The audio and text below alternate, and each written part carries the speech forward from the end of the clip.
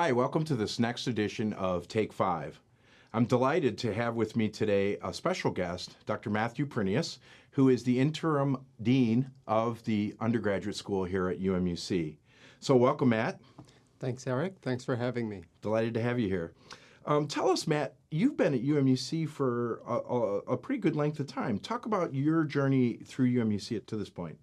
Yeah, I've been here about 12 years. Before I came to UMUC, I had a traditional faculty sort of career, teaching full-time, publishing research. Since I've been here, I've worked in a number of roles. I ran our online writing center when it was new. I've been director of the English program in the undergraduate school. I've worked in the provost office and recently in this role. Okay, so I think you started in this role in April-May timeframe, right? That's correct. Okay, yeah. So since then, have you found any significant challenges or things that have really been sticking on your mind? You know, one of the things I've learned as I've worked in so many different roles at UMUC and different offices is how similar the pressures are in different offices.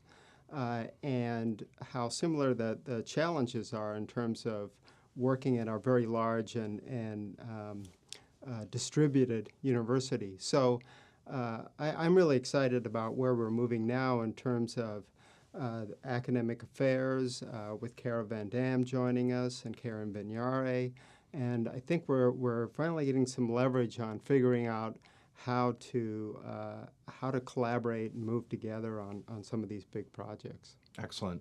So what do you see kind of as the undergraduate school's agenda for this coming year? What are the things that you're really going to be concentrating on? Well, you know, we've been talking about this fall 14 actually, for the past year or so as the Mayan apocalypse.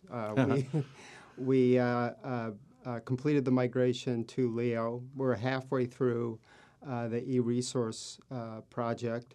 So part of what we're doing is sort of consolidating and moving ahead on those initiatives. And we're also building on the work we did starting in 2010, revamping the whole curriculum, developing an outcomes-based curriculum, and a lot of our initiatives are really kind of moving that ahead.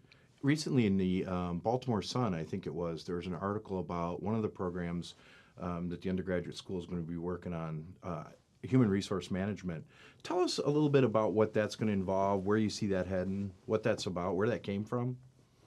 The Human Resources Program is going to be the first program we are going to stand up as a competency-based program. And we chose this particular program because the competencies, and we've developed competencies for all our programs now based on the outcomes, their competencies in human resources are aligned already with the professional organization, SHRM. And there are a number of other reasons. It's a very streamlined program. So for us, it was a perfect place to start to start testing out some of the components of what does it take to do a competency-based program. So in that model, that competency-based model that undergraduate is thinking about, what are some of the overarching principles? How would you describe the overarching principles of what a most excellent competency-based program would look like? Yeah, I think there are several major components that we really want to kind of nail down in this initial program, and first of all, that's the role of the faculty, which is key. We know it's going to be shifting to some extent. That faculty will play a greater variety of roles than they have in the past as mentors, as evaluators. So we really want to learn exactly what does that entail. So that's going to be important. Number two, the assessments. That's kind of the heart of a competency-based program. And all our assessments are project-based. And what we want to do is make sure they're assessments where students really demonstrate that they're able to do something with what they have learned. And that's really going to be key for us. Excellent. In that respect, as you and I know, the undergraduate model for using the competency methodology and the graduate school are exactly the same. Wouldn't you agree? The underlying principles are exactly the same.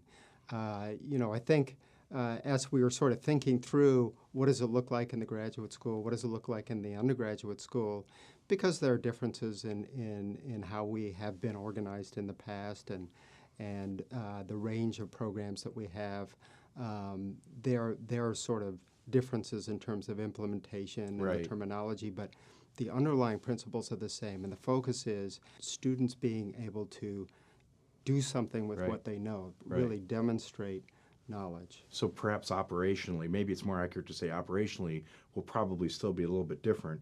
But in terms of the vision for what our education should be like at UMUC, it sounds like we're in perfect agreement. Absolutely, yeah. Awesome. So in that respect, I was reading recently, that might actually be really helpful. I was reading recently some of the data about the adult learner. Adult learners who didn't complete their degree in the traditional time frame. Right. A lot of those adult learners may have career aspirations that require them not only to finish their undergraduate degree, but also to continue on and get a graduate degree. It would seem like if we were able to develop these models, these visions that we just discussed that are very, very similar, we should be able to make it a lot more systemic or a lot easier maybe for students to not only finish their first degree, but to also get that added on degree if that's what they need for their career.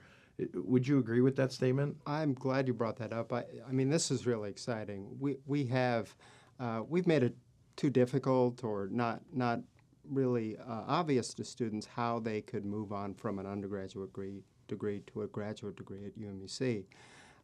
Couple of things that we're working on that really fit with this. First of all, looking at the entirety of our programs and thinking about how we can embed career-relevant activities and planning from the beginning, not just at the end, but throughout the program and in the curriculum. So that is number one. And number two is kind of looking at the end of our degrees, the last group of courses, capstone courses, and developing a series of projects and assessments that are going to align with the hallmarks, with the goals of sort of the foundation of the graduate programs, and basically to build a pipeline so that any student can move on from undergraduate to graduate. Right. Well, in that respect, Matt, I think we should make two commitments to each other on behalf of our schools. Maybe first commitment is that we're going to work together this year a lot to find ways that we can maybe remove some of the old operational differences between the undergraduate and the graduate school. Are you willing to agree with that? 100%. Committed. Awesome. But the second one I think is more important. Yeah. We would be interested, I think, to do that, committing to do that, because that would provide a richer set of career possibilities, I think, for our students, giving our students more value from their time at UMUC. Would you agree? It would do that, and thinking about our undergraduate students, it would give them a clear path ahead, a goal. Right.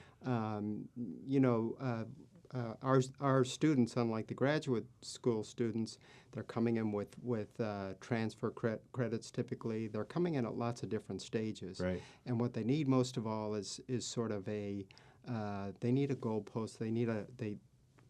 They need something to work towards. Excellent. So that pathway to the graduate school, to a career, that's absolutely what we want to give our students. Excellent. Well, thank you for joining me today, Matt. I'm looking forward to this year working together. As am I. Excellent. Well, thank you for joining us for this edition of Take 5. See you next time.